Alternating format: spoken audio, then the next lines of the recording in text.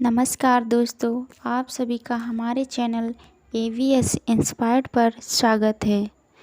दोस्तों, भगवान बुद्ध का चचेरा भाई देवदत्त सदा ही महात्मा बुद्ध को नीचा दिखाने की चेष्टा में लगा रहता था, मगर उसे हमेशा मुंह की ही खानी पड़ती थी।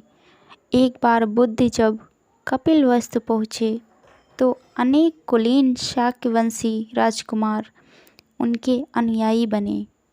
देवदत्त भी उनमें से एक था। कुछ समय पश्चात देवदत्त ने कुछ जादुई शक्तियाँ प्राप्त की और एक बार उनका प्रदर्शन मगध के भावी सम्राट अजातशत्रु के समक्ष किया। वहाँ वह एक शिशु के रूप में प्रकट हुआ जिसने सांप की मेखला बांधी हुई थी। तभी से अजातशत्रु उसे परम आदर की दृष्टि से देखा करते थे। कुछ दिनों बाद देवदत्त मगध से लौटकर जब संघ में वापस आया तो उसने स्वयं को बुद्ध से श्रेष्ठ घोषित किया और संघ का नेतृत्व करना चाहा। भिक्षुओं को बुद्ध से विमुख करने के लिए उसने यह कहा कि बुद्ध तो बूढ़े हो चुके थे और सठिया गए हैं, किंतु भिक्षुओं ने जब उसकी कोई बात नहीं सुनी तो वह बुद्ध और संघ दोनों से द्वेष रखने लगा।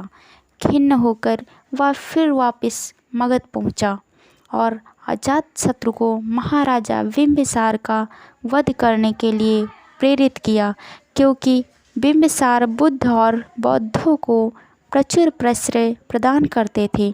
प्रारंभिक दौर में बिंबिसार को मरवाने की उसकी योजना सफल नहीं हुई, अतः उसने 16 धनुर्धारियों को बुद्ध को मारने के लिए भेजा, किंतु बुद्ध के व्यक्तित्व से प्रभावित हो सारे उनके ही अनुयायी बन गए। क्रोध में देवदत्त ने तब बुद्ध पर गृहकोट पर्वत की चोटी से एक चट्टान लुढ़काया, जिसे पहाड़ से ही उत्पन्न हो 2 बड़े पत्थरों ने रास्ते में ही रोक दिया। देवदत्त के क्रोध की सीमा ना रही। उसने एक दिन मगधराज के अस्तबल में जाकर एक विशाल हाथी नलगिरी को ताड़ी पिलाकर बुद्ध के आगमन के मार्ग में भेज दिया। नलगिरी के आगमन से सड़कों पर खलबली मच गई। लोग जहाँ तहाँ भाग खड़े हुए। तभी बुद्ध भी वहाँ से गुजरे। ठीक उसी समय एक घबराई महिला अपने बच्चे को हाथी के सामने ही छोड़ भाग खड़ी हुई। जैसे ही नलगिरी ने बच्चे को कुचलने के लिए अपने पैर बढ़ाए, बुद्ध उसके ठीक सामने जा खड़े हुए। उन्होंने हाथी के सिर को थपथपाया। बुद्ध के स्पर्श से नलगिरी उनके सामने घुटने टेक कर बैठ गया। नलगिरी हाथी की इस घटना से देवदत्त मगध में बहुत ही अप्रिय हुआ और उसे तत्काल ही नगर छोड़कर भागना पड़ा।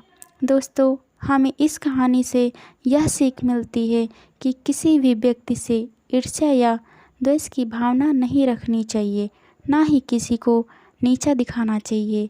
दोस्तों, अगर आपको यह कहानी पसंद आई हो तो लाइक एंड हमारे चैनल को सब्सक्राइब करें।